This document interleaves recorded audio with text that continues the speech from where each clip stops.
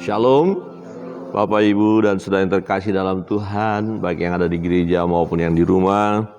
Hari ini kita bersyukur atas kemurahan Tuhan, atas kasih Tuhan kita boleh ada sebagaimana adanya saat ini. Semua karena kebaikan Tuhan.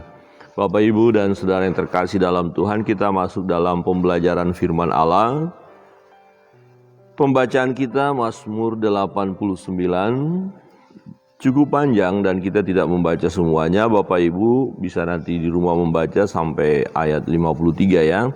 Tetapi kita mau merenungkan firman Tuhan, membaca ayat 30 sampai 38. Nah, di dalam pembacaan kita Mazmur ini kita melihat akan kesetiaan Allah kepada Daud, kesetiaan Allah kepada janjinya. Jadi Tuhan tidak pernah ingkar janji dan tidak akan mungkin mengingkari janjinya. Tetapi ketika umat manusia yang menerima janji itu tidak taat, tidak melakukan apa yang difirmankan Tuhan, maka Tuhan akan mendisiplin. Namun janji itu tidak batal. Ini yang luar biasa. Allah tidak pernah membatalkan janjinya. Mari kita membuka Alkitab kita. Kita baca bersama-sama Mazmur 89 di ayat 31 sampai dengan ayat 30 sampai dengan 38. Ayat 30 kita baca bersama-sama. 1, 2, 3. Aku menjamin akan adanya anak cucunya sampai selama-lamanya dan tahtanya seumur langit. Jika anak-anaknya meninggalkan Tauratku dan mereka tidak hidup menurut hukumku, jika ketetapanku mereka langgar dan jika berpegang pada perintah-perintahku, maka aku akan membalas pelanggaran mereka dengan gada dan kesalahan mereka dengan pukulan-pukulan. Tetapi kasih setiaku tidak akan kujauhkan daripadanya dan aku tidak akan berlaku curang dalam hal kesetiaanku. Aku tidak akan melanggar perjanjianku dan apa yang keluar dari bibirku tidak akan kuubah. Sekali aku bersumpah demi kekudusanku, tentulah aku tidak akan berbohong kepada Daud. Anak cucunya akan ada untuk selama-lamanya dan tahtanya seperti matahari di depan mataku, seperti bulan yang ada selama-lamanya. Suatu saksi yang setia di awan-awan. Ya, demikian jauh pembacaan firman Tuhan.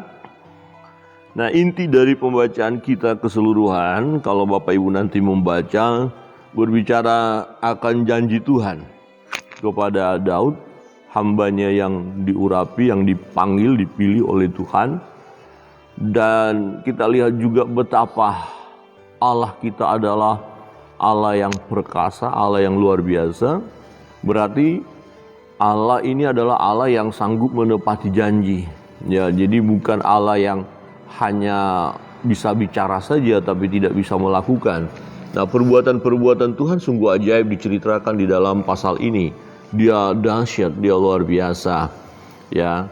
Tetapi yang menarik adalah sebagai penerima janji harus ada kesetiaan kita juga. Ya, sebagaimana Daud dan anak-anaknya, keturunannya harus mengikuti atau menerima janji itu dan melakukan kebenaran firman Allah, taat. Perhatikan di ayat 30 berkata, Aku menjamin akan adanya anak cucunya sampai selama-lamanya dan tahtanya seumur langit. Ini satu janji yang luar biasa kepada Daud dan keturunannya. Di ayat sebelumnya juga berbicara tentang pemeliharaan Tuhan kepada Daud dan keturunannya, bagaimana Allah itu sungguh setia dan berkarya di dalam hidupnya Daud. Misalnya ketika ada lawan, ketika ada musuh, Tuhan menolong Daud, Tuhan memberkati Daud. Misalnya di ayat 24 dikatakan, mulai ayat 23, musuh tidak akan menyergapnya dan orang curang tidak akan menindasnya. Aku akan menghancurkan lawannya dari hadapannya dan orang-orang yang membencinya akan kubunuh. Kesetiaanku dan kasihku menyertai dia. oleh karena namaku tanduknya akan meninggi, oleh karena namaku, oleh karena nama Tuhan. Ya, kekuasaan Daud akan terus naik, kerajaannya akan diberkati oleh Tuhan. Dia akan menjadi pemimpin yang hebat, bahkan untuk anak cucunya pun akan diberkati oleh Tuhan. Aku akan membuat tangannya menguasai laut dan tangan kanannya menguasai sungai-sungai. Dia pun akan berseru kepadaku, Bapakku engkau, Allahku dan gunung batuku, keselamatanku. Aku pun juga akan mengangkat dia menjadi anak sulung, menjadi yang maha tinggi di antara raja-raja bumi. Aku akan memelihara, perhatikan, aku akan memelihara kasih setiaku bagi dia untuk selama-lamanya. Dan perjanjianku teguh bagi dia.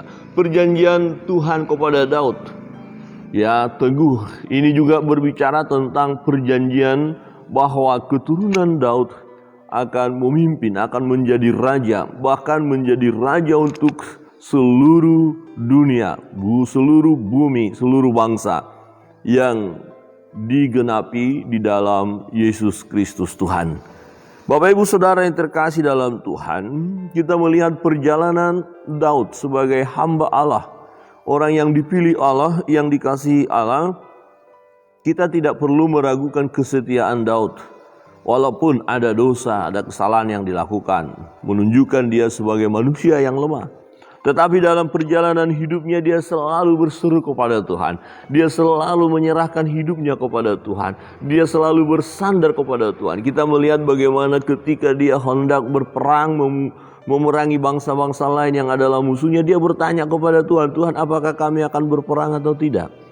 Ketika dia mulai dianiaya, dikejar-kejar oleh Raja Saul sebelumnya, kita tahu bahwa dia selalu bersandar kepada Tuhan. Daud berserah kepada Tuhan. Dia mengandalkan Tuhan. Saudara yang terkasih di dalam Tuhan, Tuhan tidak pernah ingkar janji. Dia berjanji, dia setia kepada setiap orang yang percaya kepadanya, kepada pengikut-pengikutnya, kepada saudara dan saya. Allah berjanji bahwa Allah setia menyertai kita, memberkati kita, menolong kita, melepaskan kita dari musuh-musuh kita, menyembuhkan kita. Tetapi dari sisi kita harus ada juga kesetiaan kita kepada Dia. Amin. Harus dong setia. Tetapi kan kesetiaan kita ini terbatas. Apakah ketika kita tidak setia kemudian Allah menjadi tidak setia? Ini yang menarik Bapak Ibu Saudara. Jadi firman Tuhan katakan, ia tetap setia walaupun kita tidak setia. Tetapi jangan sampai hal ini membuat kita, ya udah kalau begitu ya nggak usah setia, toh Tuhan setia. Tidak seperti itu. Kalau kita tidak setia, ketidaksetiaan kita ada akibatnya dalam hidup kita. Kalau saudara tidak setia kepada Allah, saudara akan kehilangan kebahagiaan. Allah tidak menghentikan janjinya kepada kita, tidak. Ya, tetapi kitanya yang rugi. Ya, jadi rugi total orang-orang yang tidak setia kepada Allah. Ini penting. Rugi total. Ya, kerugian besar kalau kita tidak setia kepada Allah. Memang Bapak Ibu, saudara yang terkasih dalam Tuhan, fakta dalam perjalanan hidup kita, situasi yang kita alami acap kali membuat kita tidak setia kepada Tuhan. Ya, kita lebih mengandalkan kekuatan diri kita secara manusia. Kadang-kadang kita mengandalkan dunia ini, mengandalkan orang lain, tidak berharap kepada Tuhan, tidak berseru kepada Tuhan. Nah, pada saat itu terjadi, kita mengalami kerugian karena apa? Ya, Tuhan tetap setia, tapi Tuhan tidak mengulurkan tangannya untuk menolong kita, untuk memberikan kebahagiaan kepada kita. Perhatikan dikatakan, aku menjamin akan adanya anak cucunya sampai selama-lamanya dan tahtanya seumur langit. Ini janji Allah kepada Daud, hamba yang dikasihinya itu. Namun menarik, di ayat 31, jika anak-anaknya meninggalkan Tauratku dan mereka tidak hidup menurut hukumku, jika ketetapanku mereka langgar, dan jika tidak berpegang pada perintah-perintahku, maka aku akan membalas pelanggaran mereka dengan gada, dengan kesalahan mereka dengan pukulan-pukulan. Gada itu pukulan, ya. Jadi Tuhan akan memukul, mendisiplin, menghajar, ya, jika kita tidak setia. Tetapi kasih setiaku tidak akan kujauhkan daripadanya, dan aku tidak akan berlaku curang dalam hal kesetiaanku. Loh, mungkin kita berkata, ya, tetapi kenapa harus ada gada? Kenapa harus ada pukulan? Ya, gada dan pukulan daripada Allah untuk orang-orang yang dikasihi adalah ya pengajaran, hajaran, wujud kasihnya. Ya, jadi sama seperti orang tua, papa atau mama yang melihat anaknya melakukan kesalahan pasti ditegur. Jika kesalahan itu ya melebihi, ya boleh dikatakan keterlaluan, orang tua tidak hanya bicara, tapi orang tua juga bisa ambil lidi, kemudian memukul kaki anak itu, ya supaya anak itu merasa sakit dan sadar, ternyata saya melanggar, perbuatan saya keliru, dan akibat pelanggaranku aku kena cambuk. Ya, jadi umat Tuhan ketika tidak setia kepada Allah, ketika dia melanggar Taurat Tuhan, ketika dia tidak taat pada firman, ketika dia menjauhkan diri daripada Tuhan, maka dia akan didisiplin oleh Tuhan. Dan itu jauh lebih baik daripada dibiarkan oleh Tuhan. Jadi kalau Bapak Ibu Saudara melakukan kesalahan, melakukan dosa, tidak setia kepada Allah, kemudian Allah mencambuk, Allah mendisiplin, Allah menghajar, itu baik. Artinya Tuhan mengasihi kita. Amin. Tuhan mengasihi saudara. Jangan ketika kita merasakan cambukan itu, kemudian akhirnya kita berkata, wah, Tuhan sudah tinggalkan saya, Tuhan tidak setia kepada saya. Jangan kita katakan seperti itu. Sebab apa? Tuhan tidak pernah menarik janjinya. Tuhan tidak pernah menarik kasih setianya daripada kita.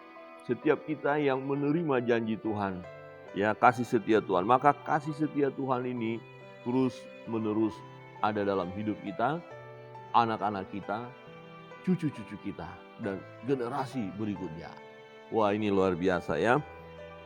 Tetapi kasih setiaku tidak akan kujauhkan daripadanya, dan aku tidak akan berlaku curang dalam hal kesetiaanku. Aku tidak akan melanggar perjanjianku, dan apa yang keluar dari bibirku tidak akan kuubah. Wah, luar biasa bukan? Pernahkah Allah kita berubah? Tidak. Ada orang berkata karena mengalami beban pergumulan, Tuhan sudah tinggalkan saya. Tuhan tidak mengasihi saya. Tuhan membiarkan saya. Tidak. Tuhan tidak pernah membiarkan kita, membiarkan saudara. Nah, hanya memang kedagingan kita, kelemahan kedagingan itu, ya karena ketidaksanggupan kita secara manusia yang menghadapi disiplin itu, katakanlah disiplin ya. Kemudian kita bilang, oh Tuhan engkau jauh. Saya masih ingat waktu masih anak-anak, masih SD, bukan sekali dua kali saya dapat pukulan dari orang tua. Ya, Bapak Ibu mengerti kenapa sampai dipukul oleh orang tua. Dan waktu dipukul saya katakan, mama jahat, papa jahat. Nah, di antara papa dan mama yang lebih sering memukul adalah mama. Karena papa kan kerja, jadi kita yang tahu kejahatan kita mama. Jadi mama langsung ambil sapu lidi, kau sini, jauh-jauh dipanggil tidak mau. Ya, Bapak Ibu pernah dipukul? Pernah ya, Pak Fabris? Lidi? Oh, lebih besar dari lidi ya. Lebih itu apa? Ikat pinggang, kopel. Ikat pinggang tentara. Berarti antara saya dan Pak Fabris lebih nakal Pak Fabris. Karena saya baru lidi. Kalau Pak Fabris itu cambuk, kopel. Ya. Iya Pak ya. Oma terus pernah dipukul pakai sapu lidi atau besi? Rotan. Berarti lebih nakal ibu dari saya. Rotan loh. Wah, dahsyat. Bu Pendeta pernah dipukul? Tidak. Oh, ini dimanja. Makanya sakit-sakitan dia dimanja. Kalau orang yang sakit-sakitan kan nggak mungkin dipukul. Memang Ibu Pendeta dari kecil sakit-sakitan, jadi dia dimanja. Erwin pernah dipukul? Pakai apa? Ya, sapu. Kecil besar sapunya. Sedang. Berarti nakalnya juga sedang-sedang. Ina? Sering? Pakai sapu juga ya. Pakai sapu, pakai kayu. Udah siap sekali, ini nakalnya kebangetan. Ibu Pabris? Pakai apa, Bu? Pakai lidi. Oh, berarti kenakalannya tidak terlalu ya. Tapi sapu lidi juga sakit loh, karena ini berbekas juga kan. Kalau saya sih lidinya sampai patah. Lidinya sampai patah. Nah, kapan berhenti sapu lidi cambuk itu, Pak? Kapan berhenti? Kalau pengalaman saya setelah saya bilang ampun Ma, ampun, baru berhenti. Bapak Ibu? Nah, persoalannya adalah saya kenapa sampai sapu lidi itu banyak yang patah. Saya nggak mau minta ampun. Sampai kewalahan orang tua mukul. Setelah terlalu sakit, udah sangat sakit, baru saya bilang ampun. Jadi sebenarnya saya bodoh sekali waktu itu. Coba lebih awal, baru 1 kali kena lidi, ampun, kan berhenti. Ini nggak nantang banget, udah nantang. Nah ini banyak, sekarang nih banyak anak-anak Tuhan menantang Tuhan. Kenapa nggak langsung lebih awal minta ampun? Coba sekali kena pukul, aduh sakit, ampun. Ampun, kalau bahasa Batak, jora mawamang, jora awinung katanya. Jora itu ampun sekali, minta ampun. Udah nggak bakalan kulakukan. Paling kita itu kan janji pada saat itu. Ya tapi setelah lepas pukulan kan nanti lakukan lagi. Ketahuan dipukul lagi, minta ampun lagi. Jadi Bapak Ibu, supaya pukulan tidak terus menerus, segeralah minta ampun. Coba lihat kiri kanan, katakan segera minta ampun. Ya. Jangan lama-lama. Kalau kita lama minta ampun sama Tuhan, lamalah pukulan itu, lamalah penderitaan itu, lamalah sakit penyakit itu. Siapa yang salah? Kita. Orang tua hajar terus. Yang diminta orang tua itu apa? Kenapa dihajar? Kau sadar nggak kau bersalah? Iya, saya katakan saya sadar. Tapi apa cukup sadar saja? Tidak, harus ada pengakuan. Ampun. Aku mohon ampun. Jangan lagi pukul aku Mama. Nah, kan begitu, jangan lagi pukul aku Bapak. Nah doa kita kepada Allah tidak pernah membenci kita. Sama seperti orang tua, mana pernah orang tua benci anak? Enggak, itu disiplin. Ya, mendisiplin anak supaya anak ini nanti berhasil. Jadi Bapak Ibu Saudara yang terkasih dalam Tuhan, bisa saja kita mendapatkan pukulan. Tuhan katakan tadi disediakan gada, pukulan. Karena apa? Karena ketidaksetiaan kita kepada Dia. Kita melanggar firman-Nya. Kita tidak mau tahu tentang Tauratnya.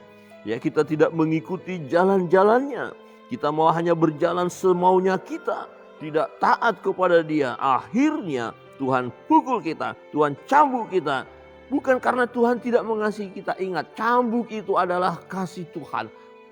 Gadah itu adalah kasih Tuhan supaya kita bertobat, supaya kita akhirnya sadar, aku salah, aku berdosa dan aku mohon ampun di hadapan-Mu Tuhan. Dan aku mau berubah dalam hidup ini. Engkau setia Tuhan dan buat aku tetap setia kepadamu. Bapak Ibu Saudara yang terkasih dalam Tuhan, setiap kita yang setia kepada Allah, maka kita akan mengalami kebahagiaan, mengalami pemulihan. Kita akan diberkati Tuhan.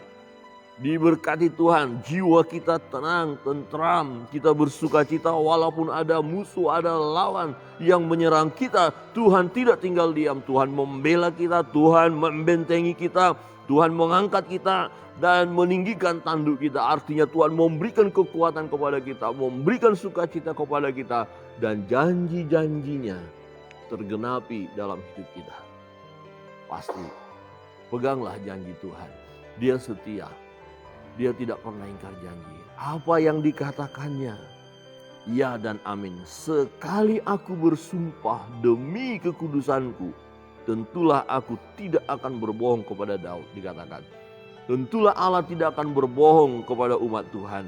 Tentulah Allah tidak berbohong kepada kita. Anak cucunya akan ada untuk selama-lamanya dan tahtanya seperti matahari di depan mataku, seperti bulan yang ada selama-lamanya, suatu saksi yang setia di awan-awan. Luar biasa. Bapak Ibu Saudara yang terkasih dalam Tuhan, kita bersyukur memiliki Allah yang berjanji, yang setia, dan yang sanggup menepati janjinya. Allah tidak pernah ingkar janji.